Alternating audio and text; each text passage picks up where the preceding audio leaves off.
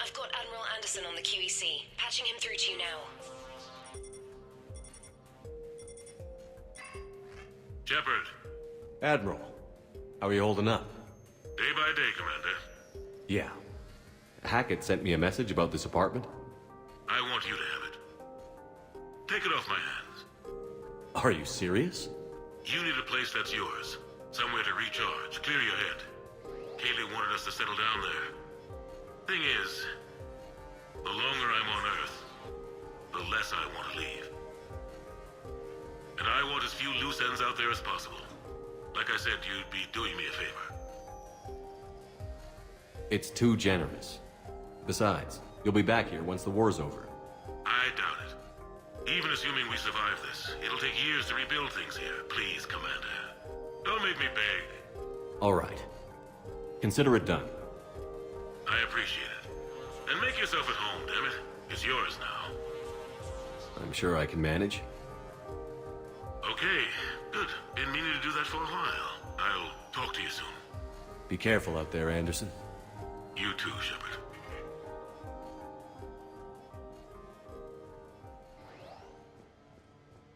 You never asked me about this, but my wife just called. My ex-wife. Nobody likes to talk about the toll that long months apart can have on military relationships. She wasn't military. She couldn't handle it. But it's not even about military and non-military, damn it. It's spaceflight. Spaceflight. Finding the mass relays, miracles of engineering. Human imagination rising to meet our desires. We pay a price for that curiosity, that drive. Our relationships suffer. People we love suffer. But that's reality. And it's worth the cost. I must have thought it was. I guess I still do. In the end, you just have to hope you made the right choices. You never asked me about this, but my wife just called. The Normandy? A brand new ship. My ship. You don't forget that moment. The first time you're standing there. The whole crew looking to you for direction. Unforgettable. I'd led men and women before that. Seen a lot of combat already. Always managed to find my way home in one piece. Do that a few times, you begin to think you know better than the next guy. Maybe you do, I don't know. But if you're lucky, really lucky, you find yourself on a good ship, in front of a good crew. A crew you can trust with your life. Gifted. Disciplined. Brave. All of them. Eager to set sail into the endless black ocean. I still remember my XO asking what my orders were. Shepard, I said. Let's see what we can find.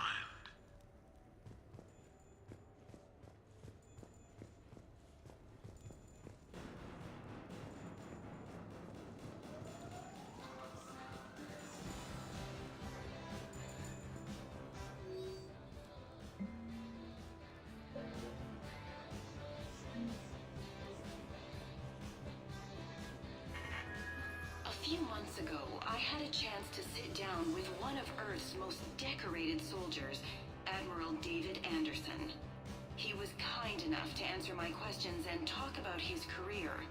Today, the Admiral is on Earth, leading the defense of our home against the Reapers. We have no communication with him or any soldiers on Earth, but we can't forget what they're doing for us. Tonight's show is dedicated to all of the soldiers out there, fighting and dying to keep us safe. Admiral Anderson, today marks the 30th anniversary of the N7 program. Can you describe your first day of training in this now famous program? The Interplanetary Combatives Training Program is all business from day one. How so? We're given basic gear, then separated and stranded on an asteroid with no nav data. The test ends when the last person runs out of oxygen. Sounds daunting. What happens to the ones who run out of air first? Out of the program. The best N7s can survive alone, but work together to survive even longer. That's very impressive, Admiral. Deep space survival training. That all of it would take such strength of character. Well, just plain strength. But then you seem like a strong person. I'm sorry. Is there a question in there? Well, does the program make the man? Or do you think you were born for this? It's a bit of both, I suppose. Every soldier reaches a point in their career, sometimes more than once, when they are asked to give more than they ever thought they could. That moment is the test. I've seen men and women, almost sure to fail, persevere long past the point of breaking.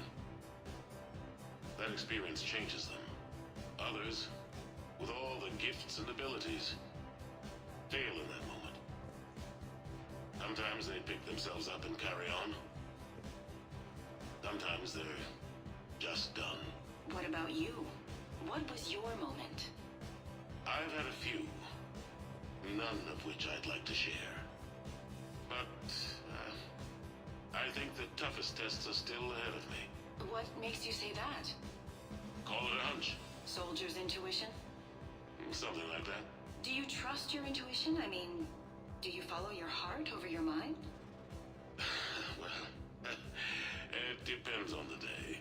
No, I suppose if I were to be honest, I do trust my instincts. The problem is, war isn't orderly. And the enemy is never predictable. Even the most experienced veteran is going to find themselves in situations they haven't trained for. In those instances, and there's more than I'd like to admit, your instincts are the only thing keeping you alive. That, and the men and women you're fighting beside. But soldiers are only as good as their leader, isn't that true? Yeah. A good leader can make an okay squad great. A bad leader, well, war tends to make examples of them. What makes a good leader then? A good leader is someone who values the life of his men over the success of the mission, but understands that sometimes the cost of failing a mission is higher than the cost of losing those men. That's a terrible line to have to walk. Yes, it is. But war is a terrible thing. Thank you for your time, Admiral. Thank you. The remainder of this interview was to take a more personal look at Admiral Anderson's life.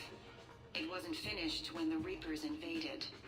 We can only hope that the Admiral and the soldiers under his command survive to tell us the rest of their stories. I'm Khaleesa Al-Jilani. Thank you for watching.